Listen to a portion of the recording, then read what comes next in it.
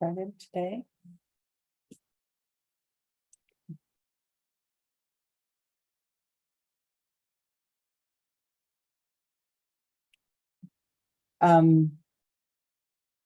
Let's probably start with introductions. I'm Meg Schneider. I'm the program coordinator for the TOR Technical Assistance Program at the Native Center for Behavioral Health at the University of Iowa. And with me today are Parker Laney, who is also a communications coordinator with us, and Kathy Tomlin, who is our consultant for the TOR program. And then we have Will Longinetti from SAMHSA. And Will, I think you are the lone representative of SAMHSA today, correct? Brittany should be joining, but yeah, it doesn't look like she's on just yet. But hello, everyone. Thanks for joining the meeting. And I want to send you all greetings from our director and co-director, Angeline Skinstad and Sean Baer. Sean has been busy with the powwow at the Meskwaki settlement in Iowa this weekend. He's been heavily involved in that. So I don't think he's going to be able to join us today.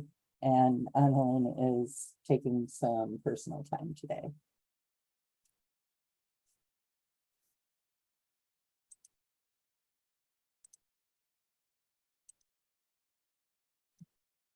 As you know, we are funded by SAMHSA, part of the National Network of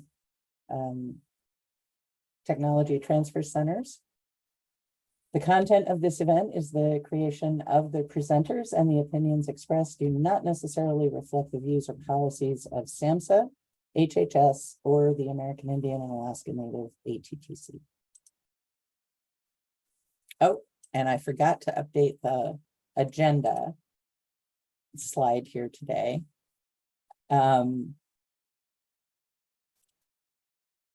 Typically, we ask people to start us off in a good way with a blessing of some sort. Is there anyone with us today who would like to share a blessing?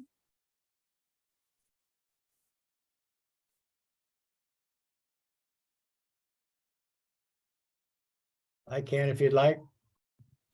That would be wonderful. Thank you.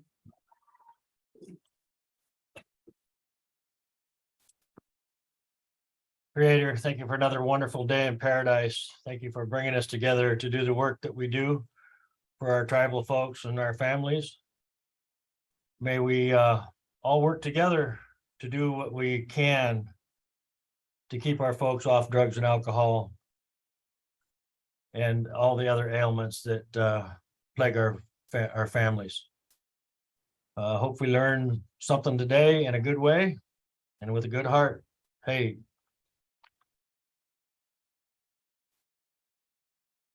Thank you.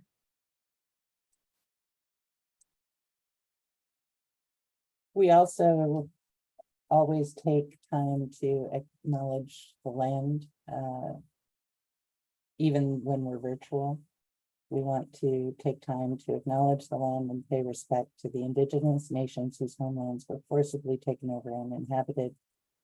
Past and present, we want to honor the land itself, the people who have stewarded it throughout the generations.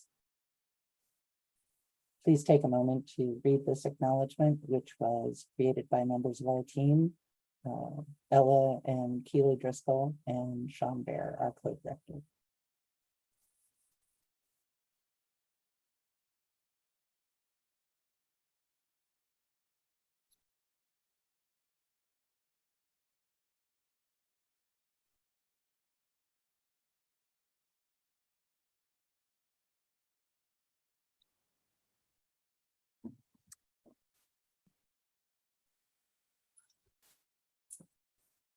Following today's event, you'll receive a follow-up email, which will include links to the presentation slides and the recording, information about how to receive CEUs, and a link to our evaluation survey. We'll also include that link in the chat box toward the end of today's event. Oops. Let's end that. Today, we have with us Doug Barrett, who is CADC-1 CPS and CRM. He is a tribal council member with the Confederated Tribes of Coos, Laura Umpqua, and Siuslaw. Siuslaw? I'm not sure I pronounced that correctly. He has many years of experience in treatment and recovery, and we are thrilled to have him join us today to talk about his experiences.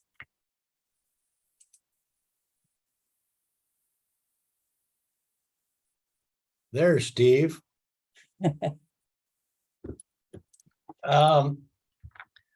Yeah, you did say that right. It's Confederated Tribes of Coos, Laura Umpqua, and Siuslaw Indians. We are 3 tribes here on the Oregon coast, which are small tribes, so we banded together. I think the government actually forced us to band together because we were so small. But yeah, it's a beautiful day on the Oregon coast here in Florence. I'm here to talk about tribal best practices, healing of the canoe curriculum that we use, and Canoe Journey. And I'll send out some papers later that shows, this is kind of something that I wrote. I don't know if you can see that. It's 89 canoes at Nia Bay, and down at the very bottom is a nice little video. Is a tribal best practices, kind of like a video that we did, and it interviews the kids from the Canoe Journey. So it's a pretty good little video to watch. And I'll send you another paper that Grand Ron sent out. And on the very back is an awesome picture of, if you guys can't quite see that, it's two canoes coming together early morning before sunrise. And they're petting a killer whale. And the killer whale was there to greet him in the morning. And the rumor has it that the chief died 2 weeks before Canoe Journey, and he came back to bless Canoe Journey as a killer whale. So pretty awesome stuff. Like you said, I've been doing this for 24 years now. Certified alcohol and drug counselor 1, certified prevention specialist, and a certified recovery mentor.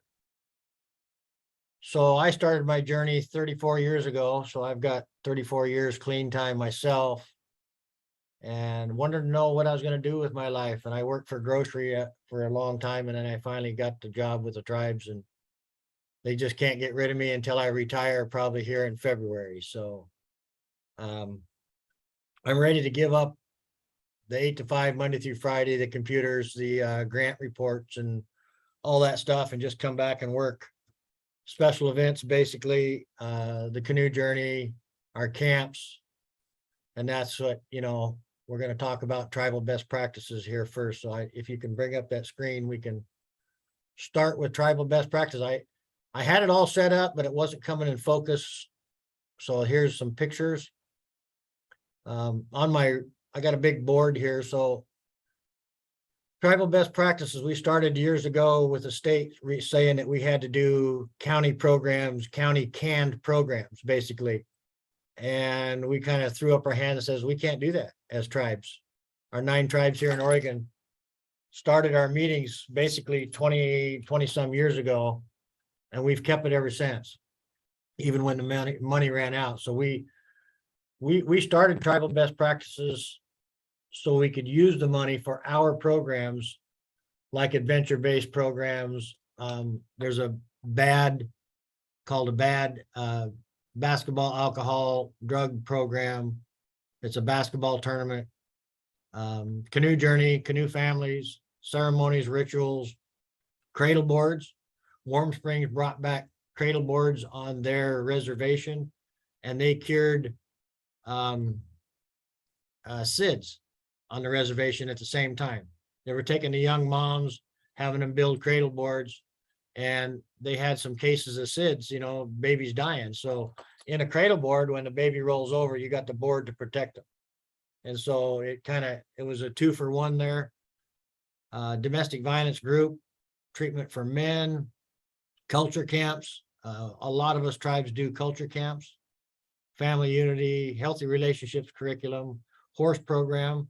Equine therapy is one of the best for dual diagnosis folks.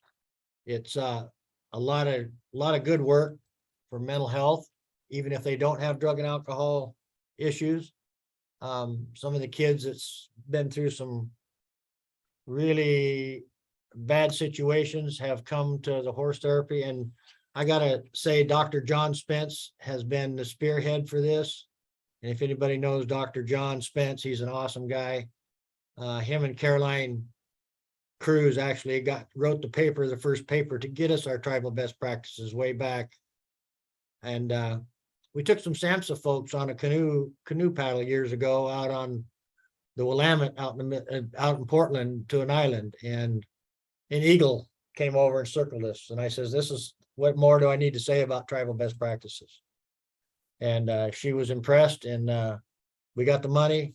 So thank you, SAMHSA. We appreciate it to keep our tribal best practices going. And like I said, the horse program is one of the best around. So you don't have to be a canoe family to do Canoe Journey. You can actually, we'll talk about healing of the canoe curriculum here in a minute, but you can adapt it to whichever tribe, wherever you're at. And then Native American community mobilization, storytelling, positive Indian parenting, powwows, round dance, sweat lodge, talking circles. We utilize talking circles at all of our camps and a lot of the events that we do. There are many pathways is another one. Tribal crafts could be beading, basket weaving, tules. I do tule weaving, tule ducks, duck decoys, headbands, tribal family activities. You can see our drumming. We make drums every year. We do a whole day of drums. Tribal youth camp conference, and one that hasn't made it on there yet is gathering. Whether it's gathering material for baskets, medicine, and food gathering. So berries, salmon, lamprey, all that stuff will be added whenever we get back together and get it going. Any questions on tribal best practices?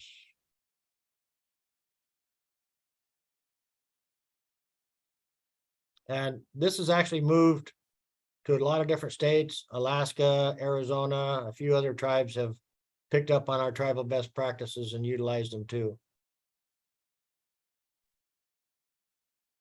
Doug, you say under where it says tribal best practices, there are many pathways. Could you expand on that a little bit?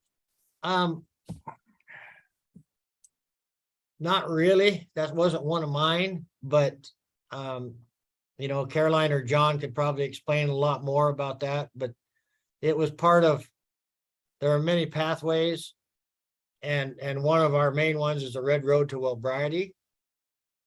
I support Don Cahoyas and his Red Road to Wellbriety program. All my clients will get a book and a workbook. If I have clients that are in jail, I also take it to them in jail, and they have a workbook that they can work with. And a lot of them said that it helped them through the stay in jail until they got out.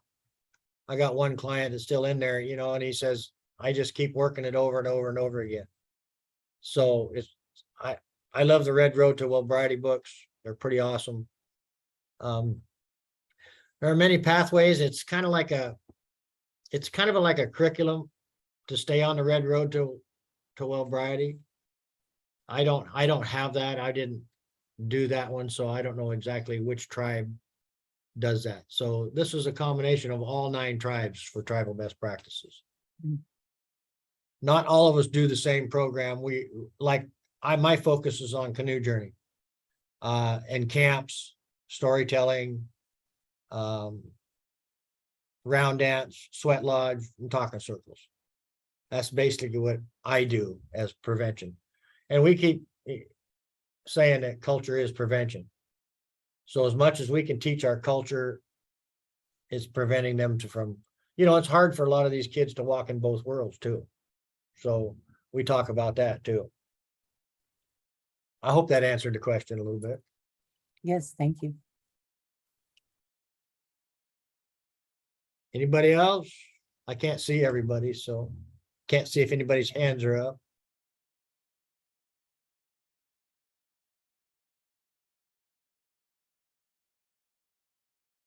All right, well, you can see our plank house over here. We have a long house. There's a couple pictures of canoes on here. And of course, the bottom one is our drum making activity that we do every November when it starts raining. Guess we can move on to healing of the canoe. So it's kind of hard to see that, but here's actually the healing of the canoe curriculum. I have a notebook. And it goes through and it has each chapter is kind of spaced out there. And the other one is 4 seasons and canoe journey metaphor. So we talk about the canoe journey as life's journey. And we use it the same as if the canoe's out of balance, you have to balance the canoe on canoe journey. If your life's out of balance, you have to balance your life on one of the, whatever's out of balance, we'll try to work on and fix. The chapter 2 is who am I?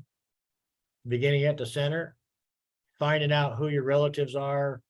It kind of goes with the 4 seasons. You go from birth to adolescence to adult and then elder.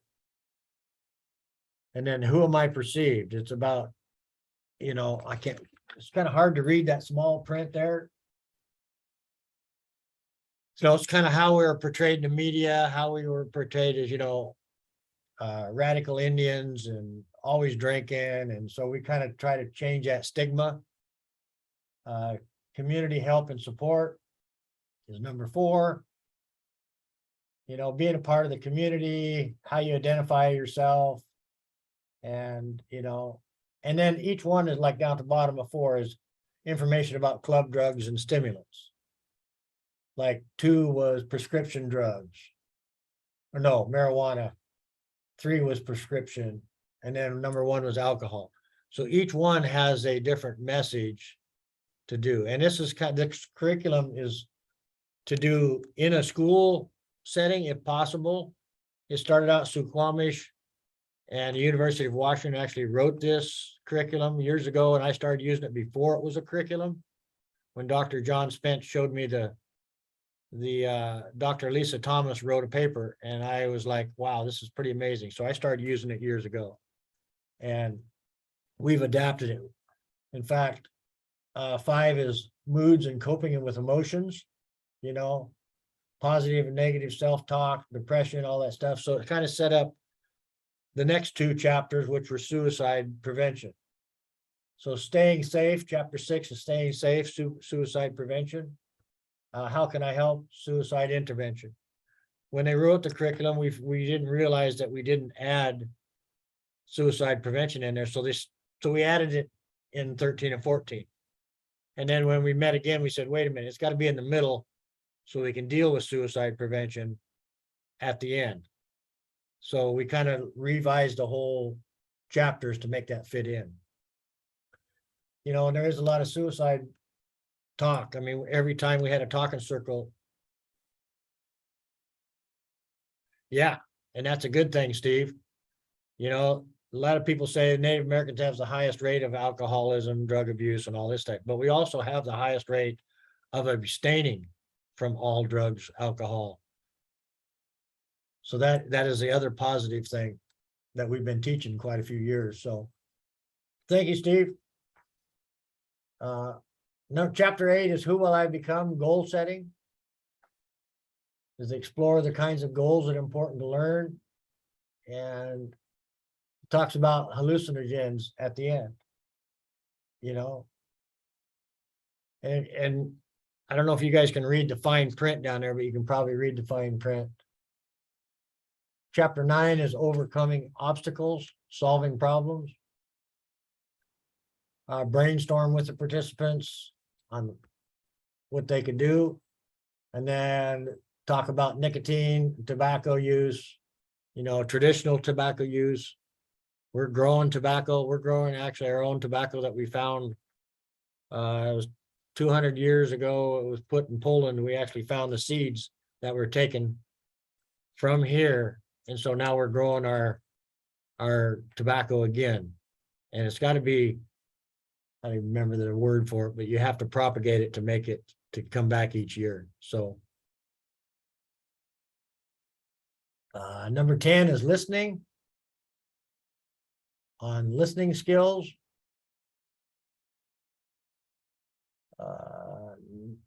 Information on methamphetamine is at the end of that. And chapter 12 is safe journey without alcohol and drugs.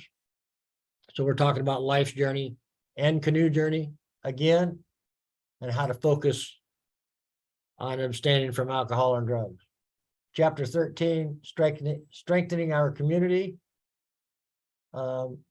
Last session focuses on, serve as role models. We tell our older kids at camps that, the youth are looking up to you. The younger ones are watching you guys and they're paying attention. So, be a good example. Good choices. Field trips, and a lot of times we'll paddle on each after each thing.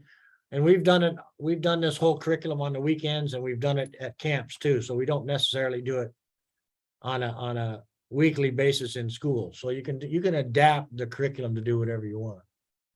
And chapter 14 is the honoring ceremony. So we actually invite everybody from the community, the ceremony and a meal. And the kids graduated.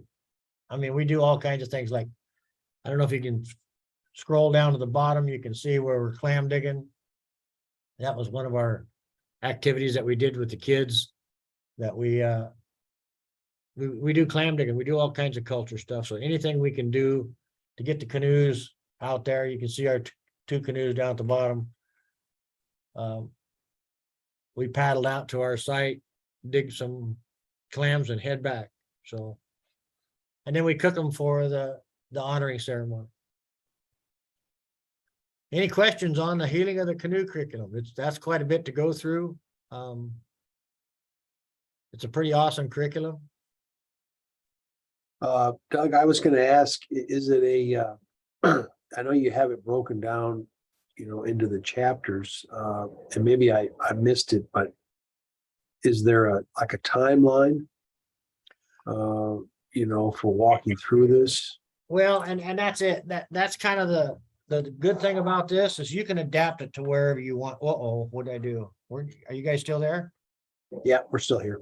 Okay, because I can't touch anything on my computer because it just locks me out and I go away for a minute. Let's see if I'm back. There you go. So, the history of this was in 3 phases. And there were grants to teach us how to do that. Oh, you guys are gone. Where'd it go? Okay. And we can adapt this to do as long or short as we need to. And we do our own stories in there, or we do our own activities. They come with a lot of stuff that you could do.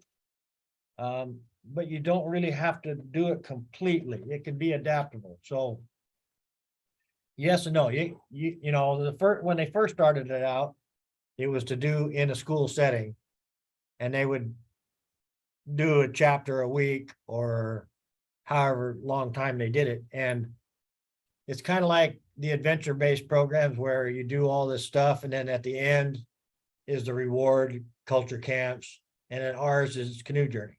So once you've done the whole curriculum, and then Canoe Journey would be basically the reward at the end of the tunnel.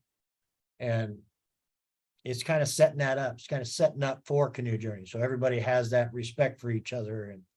And I'll send the Canoe Journey stuff to you guys, so you guys can have these 2 papers. And it tells about, every stroke we take is 10 canoe rules, is one less we have to make. Be flexible. be a worker bee. We teach all that too. At the same time, we're doing this curriculum. And like I said, we've done the whole curriculum in a 3-day weekend with 2 tribes. You know, that's kind of powering through it. But we hit the major aspects of each chapter. And we've actually combined a couple of the chapters together. So however you guys, however you can do it, we've had training to do this too. So I just went up for another training up in Washington. And they got handouts for every one of those. For the marijuana, you got a handout to give. You got all that. So yeah, it's flexible. In fact, if you don't have a canoe and you want to do the horse program, you can adapt it to the horse program also. We talked about possibly doing that. I mean, nobody that I know of has actually done it yet, but that's what's cool about this whole thing is you can adapt it to your own tribes, your own language. And we're throwing in our own language too. So we're teaching language at the same time we're doing all these other things. So did that answer that? Okay, thanks, Steve. Anybody else got any other questions? Thank you, Doug. I appreciate it. And Parker, can you scroll down a little bit so you can see on that one there? Yeah, there's the, oh, no, go back up. I just want to show okay, the bottom part of that one last picture. Yeah, right there. You can't really see it, but that's everybody clam digging. Our canoes are sitting on the side of the mud there. It's pretty fun. Kids get down there on their elbows and dig for those clams, and it's a pretty fun time just to go clam digging. And then the tedious part of cleaning them all and cooking them all. So, all right, let's go ahead and go to Canoe Journey. So if you guys see this, Canoe Journey, this is kind of a map. And this was the paddle to Puyallup, I believe. Yep, power paddle to Puyallup. 2000, what was it? 18, 19 here, 2018. And so Alaska and Canada start out probably 2 weeks earlier than we do. We spend about 10 days on the water. And so sometimes it depends on who the host tribe is. I guess I need to start there. So every year, a tribe will vie the position of being the host tribe. So whoever becomes the host tribe, they try to do it the year before. So like Lummi is going to be the host tribe next year. And so we'll be heading to Lummi, and we'll probably start out possibly in Puyallup and head up north to Lummi. A lot of times we've started out on the Willamette, gone up to Portland, gone on to Columbia, and one time we went outside in Astoria and up the side. Most of the time we'll portage it to Olympia instead of, because there used to be an old portage from the Columbia River to the Sound. There used to be an old way to go by canoe. It's since grown over and filled in pretty much, but that was our route at the beginning. We travel with the Coquel tribe, Grand Ronde, and Chinook. And Grand Ronde usually brings a Maori or two, so they bring the New Zealand Maoris with them. And it's been an awesome traveling with those folks. I got the honor to paddle in the Grand Ronde canoe with the first female skipper in the history of the Maoris and her father, who's Joe Conrad, who is the skipper of the largest canoe in the world. It's over 100 feet long. And it's an awesome sight because they have 3 skippers in their canoe, one in the middle and one at each end. And Wayamiti Runge, his daughter, did everything Whale Rider did. Basically, he taught her to become a skipper. And when it was time to kind of like go against the norm, they did it. And now she's got her own canoe, and it's pretty awesome. So like I say, Canada and Alaska start way up there. come down. And let's say, so when Puyallup was the host tribe, we started actually in Salem and went up. Alaska, Canada come down, and like they have so wherever they stop, so each day we get up, sometimes at sunrise, we have to follow the tides. And we go from place to place, we land. First of all, when we leave, we ask permission to leave those folks' territory. And when we land, we come in and ask permission to come ashore. And so this goes on throughout the whole canoe journey. And we leapfrog from one place to the other. And a lot of times, the tribes that are hosting the little landings before we get to the main landing, where they'll feed us, we'll have jam sessions in their plank houses, you know, we'll do protocol, and protocol is drumming, singing, and dancing. Basically, one guy put it, showing those other folks what we got. And so I don't know if you can see some of these side pictures. This is actually the first year we brought out our own regalia and our own songs. With traveling with Grand Ronde all these years, we just did protocol with them and sang their songs. So we learned a lot of songs from Grand Ronde, Coquel, and Tony Johnson from the Chinook tribe. So it's a blast. I mean, once you do it, it's like a way of life. We actually put a sail on our canoe right here and actually went 8 miles an hour. Usually we average about 5 miles an hour, and you'll see Lottie here in a little bit. Lottie is a big canoe. It's 32.5 foot long. She's 5.5 feet wide and made out of a 500-year-old cedar log that we got from Quinault, Washington. Guy Capoman carved it for us. And so each night we have a ground crew a lot of times that will set up camp for us, pull it down when we leave in the morning, and set it back up at our next site. So we have to plan all this ahead of time, basically our routes, where we're going. You know, as you know, the tides up in Washington and Alaska are big tides. And so you have to leave with the tides, sometimes AM in the morning. And if you get caught out where you're not supposed to be, you could be paddling for a half hour or longer and not be moving at all. So you have to, there's some of the canoes that get towed because they don't have enough power to actually get through some of those currents. So it's a pretty awesome grilling, you know, 10 to 50 miles a day, depending on which route and who's our host and all that good stuff. And so as we get down farther, closer to Puyallup, there's going to be more canoes joining us from every direction. Every night, there's added a couple more canoes, until you get about 100 canoes at the end. And then you can see a soft landing here, down here by the, I don't know if my cursor is working, but you can see the star down here at the bottom is Puyallup. And so they have a soft landing to get everybody together. And then we all come around the corner and come down into Puyallup. And we all pass and we put our paddles up. So our paddles go up as we're coming into shore. I don't think we have a picture of that. Oh yeah, down here at the very bottom right. The two pictures are, our paddles are up and we're asking permission to come ashore.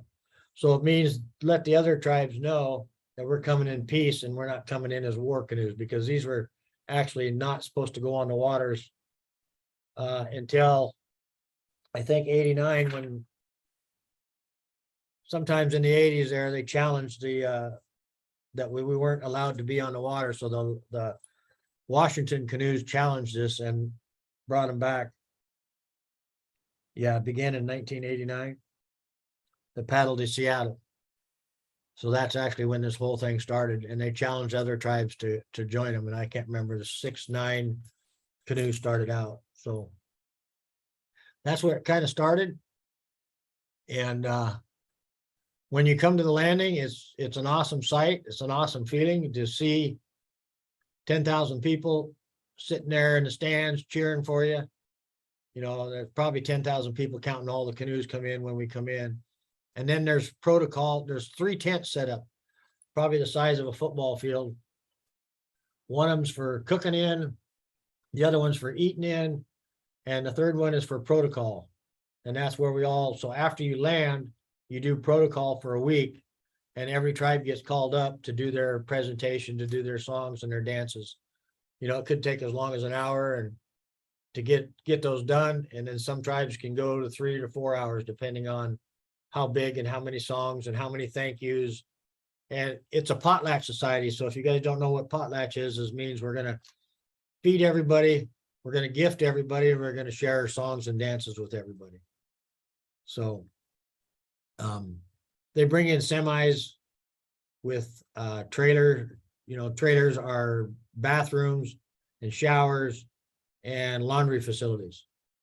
So there's probably 6, 8, sometimes 10 semis just for that, let alone all the food they have to bring in and everything else, and camping. And so we all have to find a huge camping spot so we can host 100 canoe families, which has at least got 10 people, 11 people per canoe. And then their ground crew, which is probably just as much. One year we had to be ground crew and canoe crew. So before we left, we had to tear everything down, load it, and we had 2 people to drivers, and that was it. And so they would drive to the next areas and try to set up, but we'd come when we land, we would set up. So that was a lot. Any questions? You see some beautiful stuff. Orcas followed us, porpoises followed us.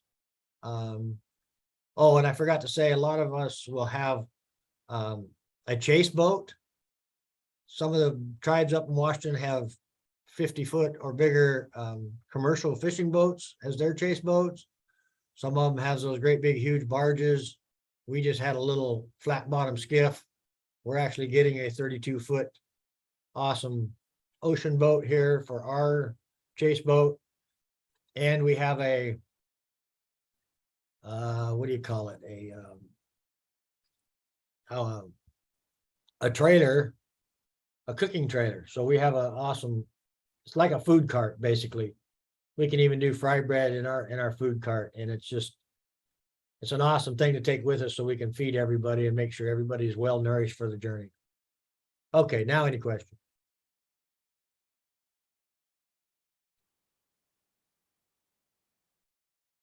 No questions, Steve? I'm just trying to imagine moving my way through the portages here and not just being overwhelmed with the beauty of it all. Do you guys do this at a certain time of the year, or? Yeah, it's usually the end of July, first week of August. And a lot of times we have to get back because the first Sunday in August is our salmon ceremony.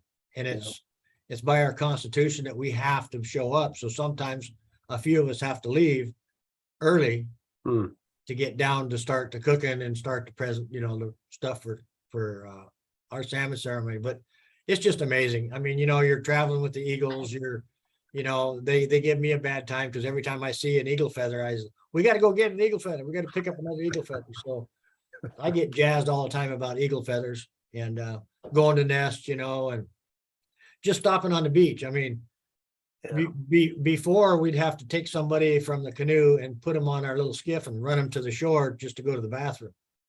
Yeah. We've had a couple kids that couldn't hold it, so they jump over side and we still paddle while they're hanging on. But this new boat will be awesome because we will have a bathroom on it and a shower. So we're just jazzed to get our new chase boat. It's fun. I mean, it is a lot of work.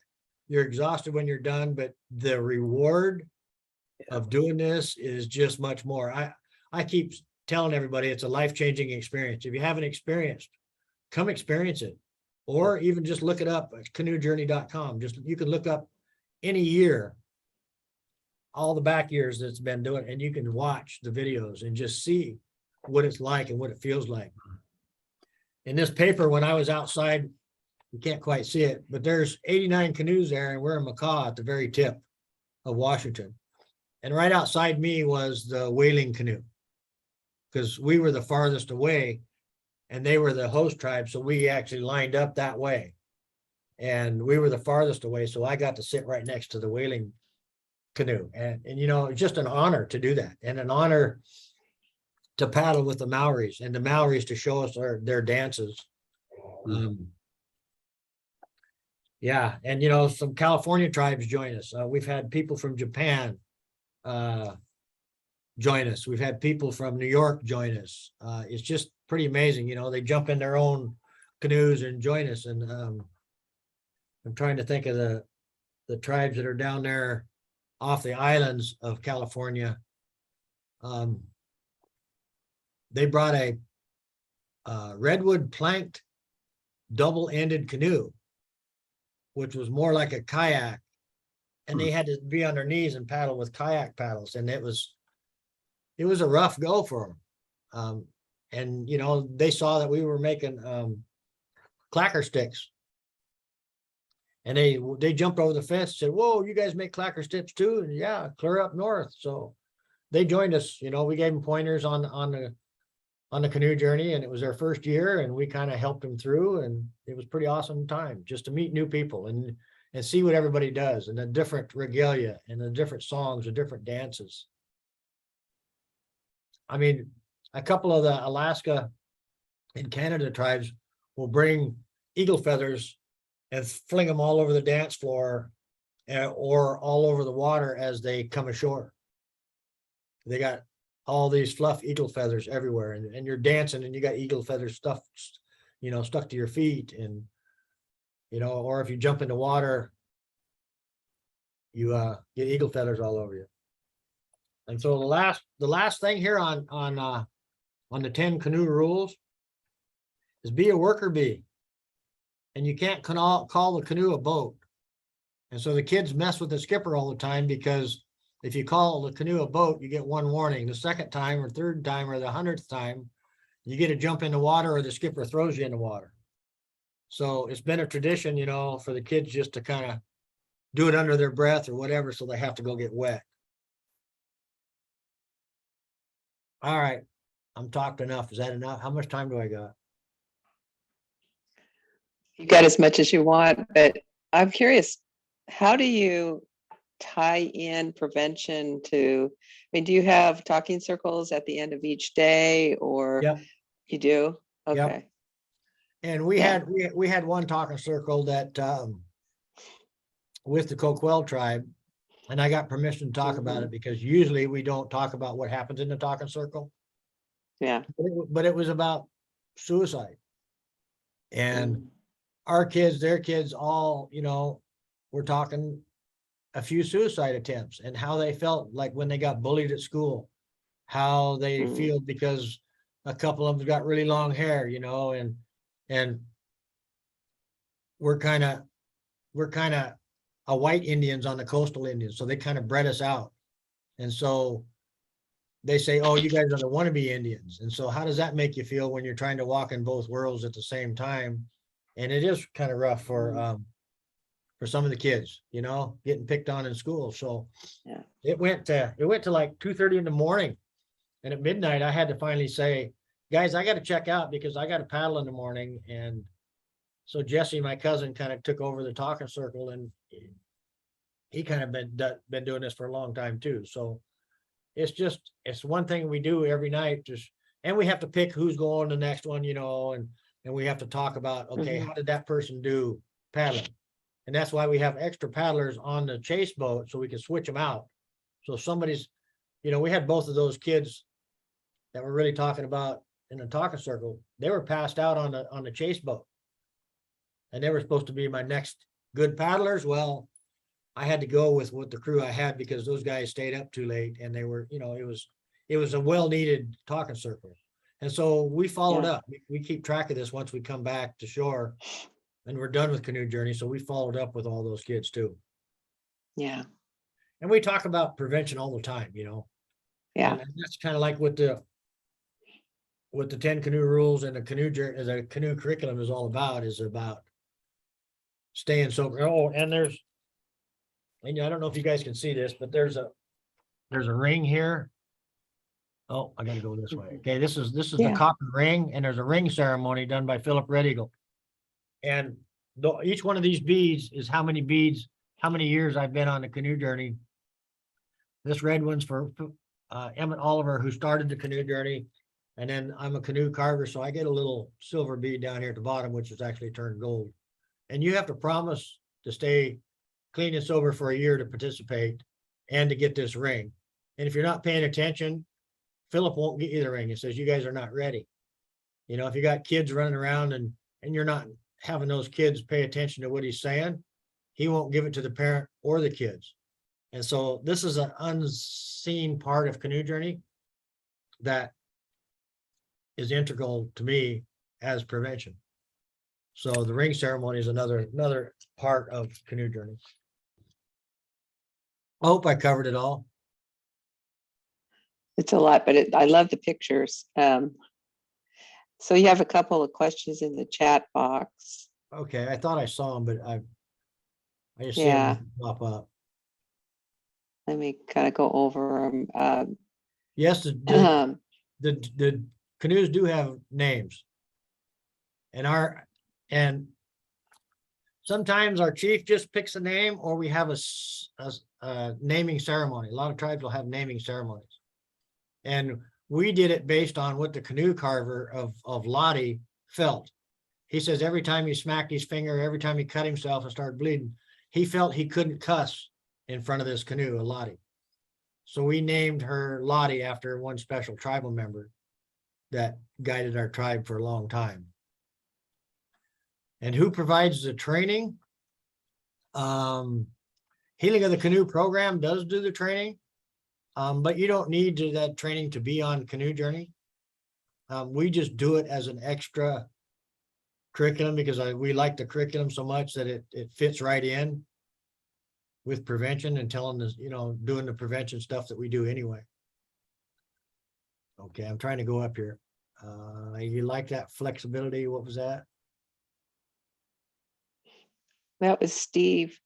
Okay. Yeah, and it seems like this program would also work with people trying to be in recovery as a Yes. treatment option. Yes, and that's a couple of times we've had people get in trouble. Mainly youth get in trouble, and we take them with them, and they've turned their lives around a complete 180. And so Lane County wanted to know how we did it because we had a Coquel kid who got in trouble, and I got permission to talk about him too because he's an adult now. But he went on Canoe Journey, and they wanted to know how he turned his life around because he got out of the system fairly quick after that. We actually had to check him out with the state. The state had to actually give permission for him to go with us on Canoe Journey. And when she saw what they did, she wanted to know more about it. So we did a presentation to Lane County and all of the Lane County caseworkers, ICWA workers and all that. So to find out, they want to know. They want to know what happened and how it did. As an ethnic group, that's great. Yes, Steve. We already talked about that. I'm wondering if there's a rule on canoe journeys about no drugs or alcohol. Oh, yeah, there is. And that's basically, there's no drugs and alcohol allowed on Canoe Journey. And actually, we had a guy pull up in Puyallup who started smoking pot in his van at the school. 3 kids come running over to me and said, Doug, the guy's over there smoking pot. We just turned and started walking towards him. He put it in reverse and got out of there because he knew better. But he tried to get one over on us, and it was just amazing because on Canoe Journey, all the politics goes away. All of the, there's family feuds going on. There's family feuds that have gone on in Canoe Journey, and that all goes away. And everybody gets along, does it together. And it's just amazing. The Canoe Journey is. Yeah. I mean, we asked permission to come ashore on Grand Ron's land on just our own little private canoe journey that we did. And it was the first time in 200 years that anybody asked permission to come ashore. So just stuff like that is just amazing. That is amazing. Did I There's answer the spirit of the canoe journey. Inclement weather. Oh, yeah. Okay. We've gone through hail, rain, wind. The canoe hats that we have, the pointed ones, they actually work good in blocking the waves. You've had to lean into the waves when you're paddling. We've gone up and down and slammed the canoes down. We actually get one year, a lot of us got towed to the next place because the wind came up so bad in the sound that it was unbearable. I mean, it was breakers. You go backwards instead of going forward, trying to paddle through it. And if you get over to the side, you got to learn to navigate through all this stuff. I've been out in the ocean for quite a long of my life too. So I know how to navigate. I jumped in another canoe with some young folks, and I'm not going to say their names, but hey, we went. I told them, watch out, there's a sandbar up here. Sure enough, we got hung up on a sandbar. I said, you guys better watch that current over there. And sure enough, we weren't going anywhere for about 15 minutes. And I said, you guys need to turn and go to shore. I wasn't a skipper. I let these young skippers learn. So it was pretty funny to watch that, so you got to learn to watch the water and understand what's going on and make plans. If not, I mean, we've got, a couple of canoes coming into Quinault and up there in Washington, they rolled them coming in because of the surf. And, we actually do cold water training for this. So we know what to do. We know how to bail. We know how to hook up a bridle. We know how to hook everything up and pull us if we need to. Our canoe won't sink. I mean, none of the canoes really sink, but once you fill up with water, you got to have a way to get all the water out. So we just start bailing. We have hand built pumps. We have radios. We have waterproof radios. We have dry bags. We have food. We have water on the canoes and in the chase boats. So if I need to adjust some of the weight, I can move a cooler of water to one side or the other.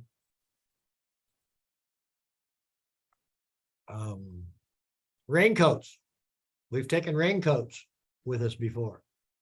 So we pack all this gear in our trailers and everything. So we make sure we take everything for anything we need. I mean, we play shinny too. So we play our kind of like, I don't know what you call it. It's lacrosse. It's kind of a lacrosse game that we play, and everybody loves to play it. So once we get done, we hurt each other and beat each other up with shinny. So any other questions before we go talk about Lottie? Well, I wanted to know about how you include all generations. Oh, so anybody who wants to paddle, we actually let them in if they want to paddle. This is mainly for the youth, but so we switch out. We have to have a couple adults in there at all times, basically. Our lead pullers, our skippers, and we even have elders in there that want to paddle, and they usually pick the short ones, not the 50 milers, but the 10 miles. So when we get to landing, we call it the landing, the last leg, we will load the canoe up. We put, I think, 15 to 17 people in our canoe, and we usually only have 11. But our canoe is so wide that we can stack 4 in a couple of the seats and 3 in a lot of the seats, and put two of our kids up in the princess seat, we call it, up front. So if you go ahead and scroll up, Parker, to that top picture, you can see the kids. Whoa, where'd you go? Uh-oh. No, go down one a little bit more, right? Nope, next one, go up. Go to the picture we had before. There you go. You can see, go to the top right there. So there's the little front seat up front that nobody actually paddles from. Over here, you can see me asking permission to come ashore. Or no, actually, we're leaving that morning because that's Grand Ron leaving, and we're asking permission to leave. So a lot of these pictures, go ahead and scroll back down. You can see where we added the sail there. You can see the protocol, our where we've got on all of our cedar bark skirts and regalia. playing shinny over here, coming underneath the bridges. And then coming in with our paddles up, that's another thing that we got to do, so. All right, let's go ahead and go to Lottie if nobody has any other questions. That's the next picture. So this is Lottie's story. This is basically, this came from a 500-year-old log.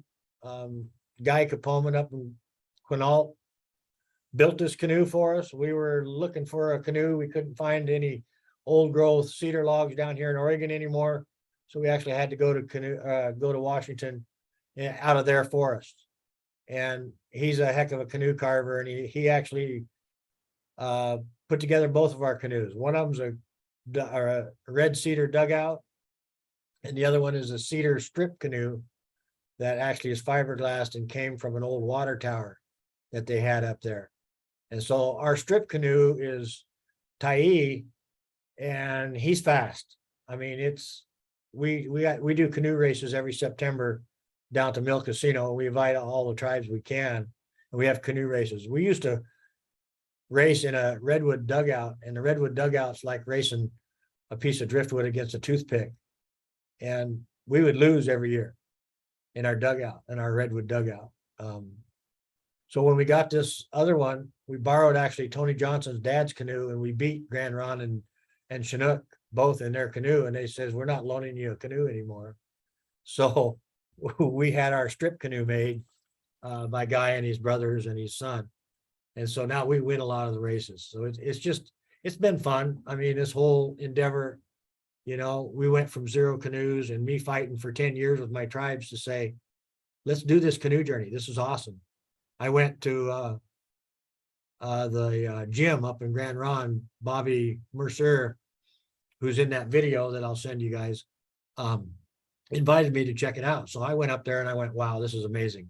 The drumming, the dancing, the singing, watching the kids do all this. I says, we got to do this. So I took it back, and it took me roughly about 10 years before we finally got a canoe and we got things going. So it's been an endeavor, and you know, we, like it says here, we named Lottie at the restoration dinner in 2015.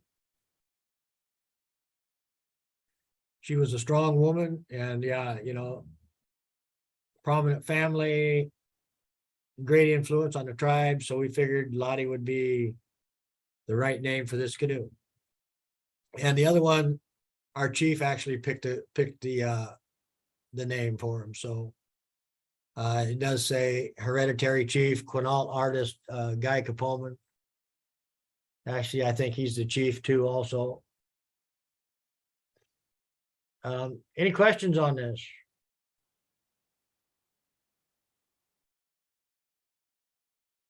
Awesome canoe. We look like the Cadillac of canoes when we go on Canoe Journey, because Lottie is so wide. And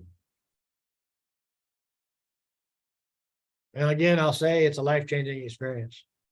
I actually, and you, Kathy probably wants to know this, I got permission from my daughter to use her, that she was doing stuff that she shouldn't have been doing. And I basically throw her over my shoulder and says, you're going to Canoe Journey, you know, and that's what I did with her throughout the camps for quite a while too. But it turned around where she quit everything and did a complete 180 in her life. And now I got 3 awesome grandkids. I took Jeremiah, who's now 10 years old. I think at a year and a half, I got him his first little drum, and he's trying to do what I was doing and drumming and singing. And he was following me to exactly drumming exactly with the beat at a year and a half. So pretty awesome stuff. And you guys can email me if you need to on anything else. I hope I left Larry enough time.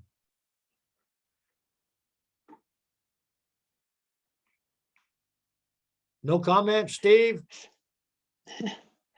I'm soaking it up, Doug. I really, you've often referenced this in some of our circles, and it's nice to really have some more information. So thank you for sharing part of your life with us.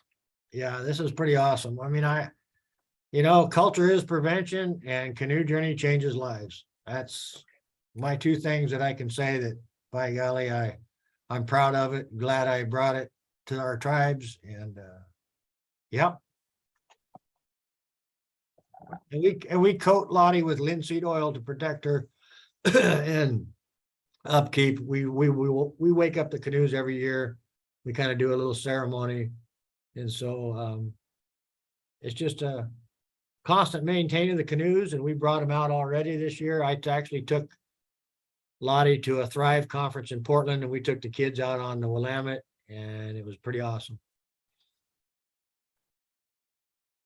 Of course, we canceled Canoe Journey this year, but we've been out in the water a few times, so next year we're gonna hopefully go full steam ahead. Thank you much, everybody. Thank you, Doug. I like the pictures. It really brings it to life, and the handouts, and just I guess what I'm getting in touch is I'm currently up here in the Kitsap Peninsula at a conference. And as you're talking, I'm thinking, yeah, I'm up here in Quinault and Suquamish and Quilcene area. Yeah, So I'm imagining, and Puyallup is where my niece lived for a while. And I'm thinking to myself, yep, I can see the water, and I can do the imagery of the Canoe Journey just from your pictures and listening to you, and the spirituality of it, actually. yeah. And Suquamish, where you have to go up the boat ramp to get to the big plank house up there, they bring the Navy in every year to pack the canoes up that ramp. And it's just amazing to see. And our canoe was too big, and Grand Ron was too big. We actually got to put our canoes at Old Man Beach, which is Chief Seattle's beach. And so we actually got to stay on the beach there at where his longhouse used to be. Oh, nice. And that's an Yeah. honor in itself right there. So pretty awesome. Yeah, it's very awesome.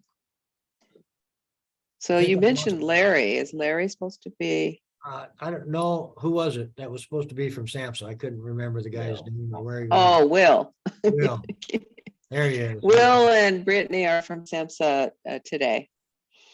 They'll get to say a few words later on. This is usually if there aren't any more comments or questions, I just want to acknowledge Doug's presentation.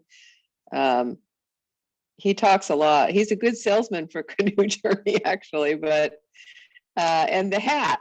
Now I know what the hat means, in the sense that you wear that hat every meeting that I've ever seen you in. There's the hat, and it has its purpose. And you also mentioned that the tribe will sell those hats to people who want to purchase them.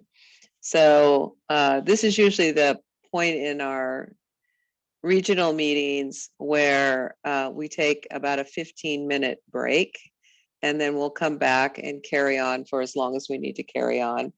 So I want to thank Doug again for taking the time to do this presentation for us. Honestly, someday I'm going to turn 70 next year, and if you go out, I'm going to call you and say, okay, I'm an elder. I'll sit in the front of the boat. And you just But called I would love to do that. and you just called the canoe a boat, so that's your first warning. That's my first thing before I get thrown in the water. And I don't mind getting thrown in the water. I'm like the kids, so because I can swim good. But yeah, I'd love to experience that, because it's all about outdoors, connecting in a good way, sharing, and the cross-cultural aspect of it. I wasn't aware of how much there's such a cross-cultural perspective to it as well. And I'm going around to the Oregon tribes right now. So you've given me some information to share with them about this, in the sense that we're trying to work within Oregon and bring the tribes together around evidence-based practices. And I would suggest that this might be considered an evidence-based practices. even if it's not legally, but definitely when you talk about the talking circles, the sharing together, the fact that it's culturally driven, the fact that it interrupts somebody's addiction process and brings them back to what's important in life. All of that smacks to me of evidence-based practice. So just a plug for that. So let's take, if there's not any more comments or questions, let's just go ahead and take our break at about 15 minutes. So let's see, we'll come back at 12:25. Did I figure that out right? About Parker?